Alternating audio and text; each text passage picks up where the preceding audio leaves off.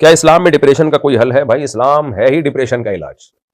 اسلام نام ہی اس چیز کا. اسلام کہتے ہیں امن سلامتی میں لے آنا آپ کو, ہر مصیبت سے امن میں لے آتا ہے, بڑے بڑے غم برداشت کرنا آسان ہو جاتا ہے آپ کے لیے.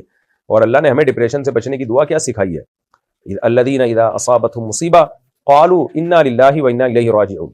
جب بھی اہل ایمان کو کوئی مصیبت پہنچتی ہے کہتے ہیں ہم اللہ ہی کے لیے اور ہم نے اسی کی طرف لوٹ کے جانا ہے. تو ہم اللہ کے غلام ہیں بھائی, ہم پہ اللہ کی چلے گی, ہماری تھوڑی چلے گی. اور یہ دنیا مسافر خانہ ہے, ہم نے لوٹ کے جانا ہے اللہ کی طرف. تو سفر میں آدمی کو کبھی بیٹھنے کی جگہ ملتی ہے, کبھی پائیدان پہ پاؤں رکھ کے چلا جاتا ہے, یہ سوچ کے یار منزل پہ اتروں گا وہاں میرا ٹھکانہ ہے. لیکن اگر آپ اس بس اور ٹرین کو ہی اصل سمجھنا شروع کر دو تو آپ ڈپریشن میں جاؤ گے. تو اسلام نے ہی بتایا دنیا مسافر خانہ ہے اور اس میں ہماری نہیں چلے گی, اس میں اللہ کی چلے گی. تو ہم نے اس پہ صبر کرنا ہے اور اس صبر پہ اللہ اجر دے گا. حدیث میں آتا ہے کہ جب انسان قیامت کے دن کچھ لوگ دیکھیں گے اتنے اونچے اونچے درجات ان کو ملیں گے, وہ کہیں گے اللہ ہم نے تو نیکیاں کی نہیں ہیں. تو اللہ کہے گا فلاں مصیبت میں تو نے صبر کیا, فلاں میں تو نے صبر کیا, تو اس کا یہ اجر میں نے دیا. تو انسان کہے گا کاش میں نے زندگی میں کوئی خوشی کبھی دیکھی نہ ہوتی, مصیبتوں میں ہی میں نے زندگی گزاری ہوتی. بہرحال اللہ سے دعا عافیت کی مانگنی چاہیے, اللہ ہم سب کو خوشیوں بھری زندگیاں دیں اور ہر طرح کی آفتوں سے اللہ ہم سب کو محروم رکھے.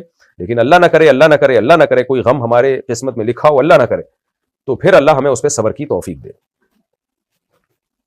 کیونکہ ہم ہیں بہرحال کمزور, تو اس لیے ہمیں اللہ سے عافیت ہی مانگنی چاہیے. ایک صحابی نے جب صبر کے فضائل سنے نا کہ صبر پہ اتنا اجر ملتا ہے, تو انہوں نے اللہ سے مصیبتیں مانگنا شروع کر دی کہ اللہ مجھے مصیبتیں دے اور صبر دے.